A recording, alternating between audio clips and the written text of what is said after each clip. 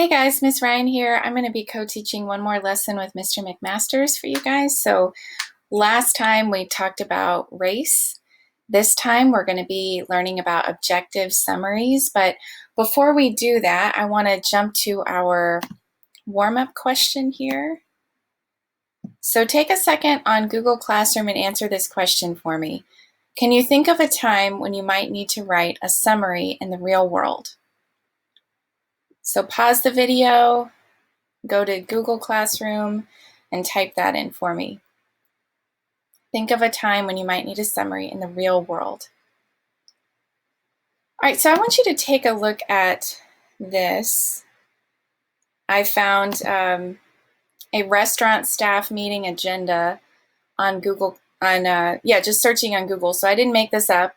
I found this, and we have issue date April 2011, next review date April 2015. We have some information here about maybe the manager, some information about the restaurant itself. This is the part that I wanted to key in on. So take a look at this agenda. This is just, like I said, just a meeting that I found for a restaurant. And look at the welcome, and then we have review of previous staff meeting minutes, review of recently reported hazards or incidents, upcoming training requirements. I just want you to look at this and think about, do you see anywhere an opportunity to write a summary, or where a summary might come in handy? The word I want you to key in on here is right here. So we have review. Let's see if I can circle that. Review of previous staff meeting minutes. Review of recently reported hazards or incidents. What do you guys think we would need to write and present those reviews? A summary, right? We would need a summary of the staff meeting minutes, of reported hazards or incidents. We don't want to tell the whole thing of what happened. We don't have time for that, right? We're just having a meeting and we need to write a review. So a summary would come in handy there. The reason I'm pointing this out, I mean, this is a restaurant staff. You may be interested in working for a restaurant. You may be interested in working for a financial business. You may be interested in being an advertiser. Whatever it is you're interested in, I guarantee you're going to have staff meetings. And at those staff meetings, you're probably going to have something like this. So writing an objective summary as something not just for this class, not just for English 2, and really not just something for high school or college. It's something that you're going to need throughout your life to be able to present at meetings, to be able to write emails, to be able to do your job, whatever it is. So today we're going to talk about that. What exactly do we do to write an objective summary? So this is in Google Classroom. You're welcome to open that up and look at this with me, or you can watch as I present it. So let me move this.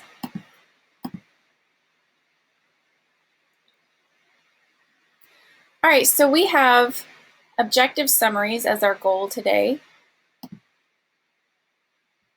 And here's our big question: why do I need to learn how to write an objective summary?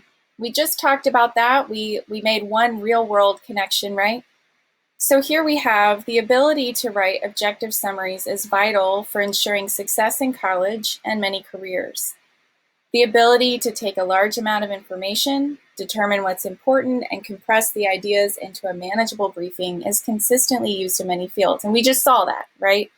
So whatever field you're interested in, you're likely going to need to know how to write an objective summary. That involves recording the key ideas. We've been talking about main ideas, right, of a text while demonstrating your understanding. So to boil that all down, we're just trying to show that we understand the main ideas of something and we can put it into writing. So here we go. Objective is our key word for the day. If you guys are taking notes, which I recommend writing some of these things down, I would definitely make note of this word objective. What's the difference between objective and opinion? That's the key that we're going to be talking about today. We're going to make sure that when we're writing our summaries, we're writing them without personal opinion. We're just trying to figure out what's the main idea and how do I present it. We're not trying to tell what we think, feel, or believe about those main ideas. At that staff meeting for the restaurant, when they're presenting the review of the last meeting's minutes, they're not presenting what they think or feel about those last meeting's minutes. They're just telling a review of it, right? So that's what we're looking at here. We want to make sure we're not expressing our objective summary with emotion or taking some kind of specific position. We're not trying to be biased. We're trying to have a neutral observation. This is what I see. I'm just going to show you exactly what I see in the text. An effective objective summary, and this is also something you should write down in your notes, these words right here: concise, complete, accurate, and objective. There's that word again.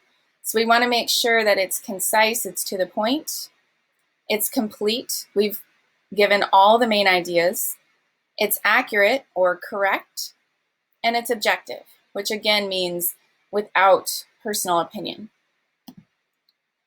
So here are some key elements.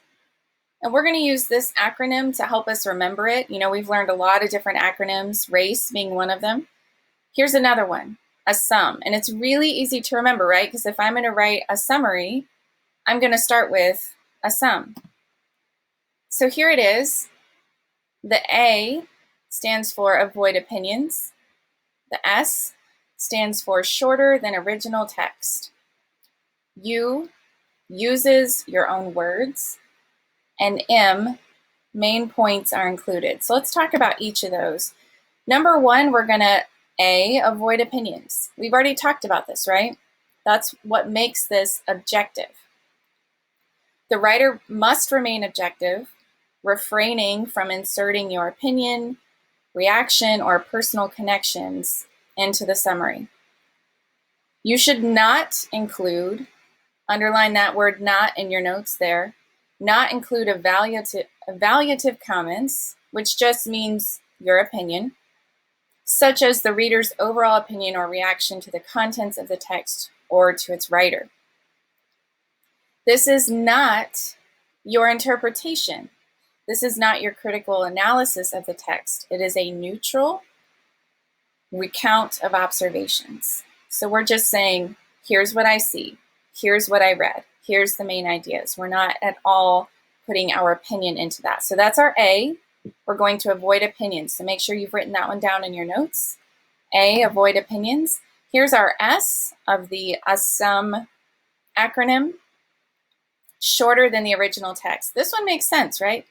If we're writing a summary, we're trying to break it down into its main ideas, and that's always going to be shorter than the original text. Effective objective summaries are brief.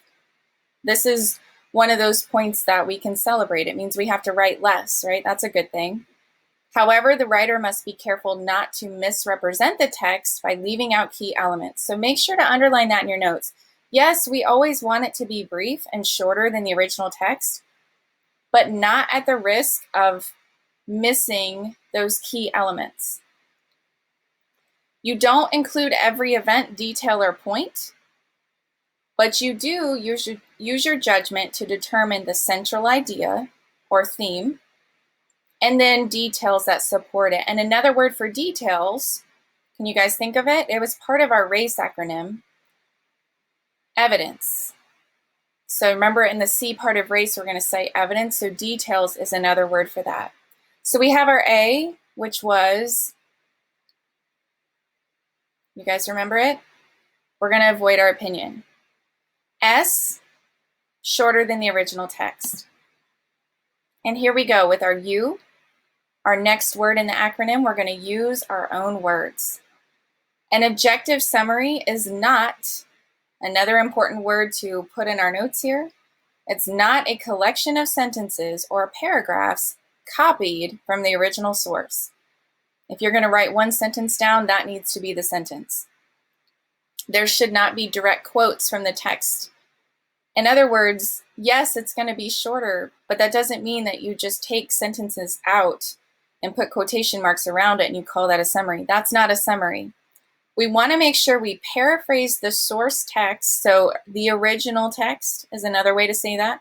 So paraphrase it in your own words. This shows that you understand it or comprehend it. It helps other people to see that you know what you read. So our you is that we're going to use our own words. We might use direct quotes as details, but that's not going to be our objective summary. And here's our M. Last part of the acronym right here. So main points are included. You remember how we said we want our objective summaries to be brief, but not at the expense of sacrificing the main points? So the M helps you remember, did I put those main points in there? A good objective summary focuses on the main theme or central idea of a text and the specific relevant details that work together to support that theme or central idea. So you can think about the main theme or the main idea as the top of a table. And the legs that hold up that table, that is the supporting ideas. So what we want to make sure we represent is that top of the table in our summary. And then we might include a supporting idea that backs that up and holds it up, you know, like those legs. But we for sure want to include that top of the table. Unnecessary supporting details are determined by the writer, which is who? You. You're the writer. You're the one writing this objective summary. So you decide what are supporting details that I can leave out in order for my summary to be clear. So again, we're going to avoid opinions. We're going to make sure our summary is shorter than the original text. We're going to use our own words and only use quotes to support our ideas. And we're going to make sure that those main points are included. So over here, I want to jump to our assignment. You guys are going to be reading A Cure for Loneliness, which is an article that Mr. McMasters has picked out from Achieve 3000. It's really interesting. It's not very long. And you guys are going to be writing an objective summary. So we're going to remember to use ASUM, right? So let's break that down. The A stands for avoid opinions, right? S stands for shorter than the original. The U, you guys remember what that stands for? Use your own words. Good. And the M, main points included. And again, I want you to think about those main points, like, see if I can draw this for you. The top of the table and all the supporting elements come in right here. So you can draw this in your notes if you want to, but the main points are up here, and we want to make sure this is represented in our summary. And these legs, these supporting details, that's right here. So we're going to make sure we've used at least 2 pieces of supporting evidence, so at least 2 of these legs that hold up this table as you summarize the main ideas of the text. Of course, when you're using 2 pieces of supporting evidence, we're going to make sure we put those in quotes, right? So this is your assignment. This is in Google Classroom. This is what we're going to use to see what do you understand or what do we need to reteach? How are we doing with writing an objective summary? So show me that you can do this. Show me that you can follow these steps. Use the rubric that's there for you. And then we're going to end today with these walkout questions. There's a spot for you to fill these out in Google Classroom. So let me read them to you, and then we'll stop the video and you guys can jump over there and answer these questions for us. And we'll be looking at these through the week. So number 1, Tell me, what is a summary? In your own words, what is a summary?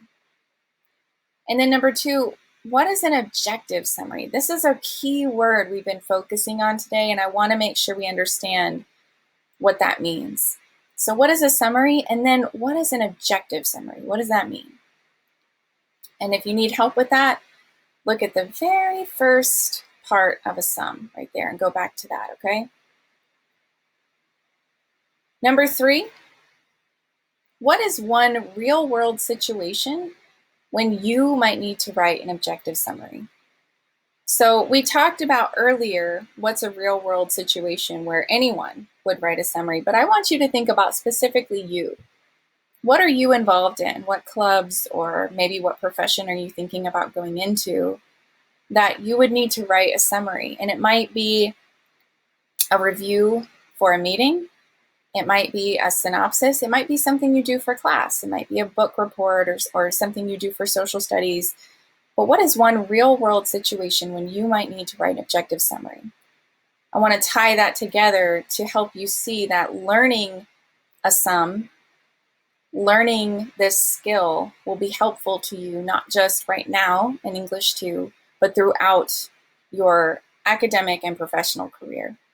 And then don't forget to respond to at least 2 peers. So look at their answers to these walkout questions, especially number 3, and respond. Let them know you enjoyed what they said or you found it interesting, or ask a follow-up question, but show us that you guys are paying attention to each other too. Okay? So make sure you email us with your questions. Mr. McMasters and me, Ms. Ryan, we're both here for you. We'll be looking at your summaries and giving you feedback. And you are always welcome to reach out with your questions. Have a great day, guys.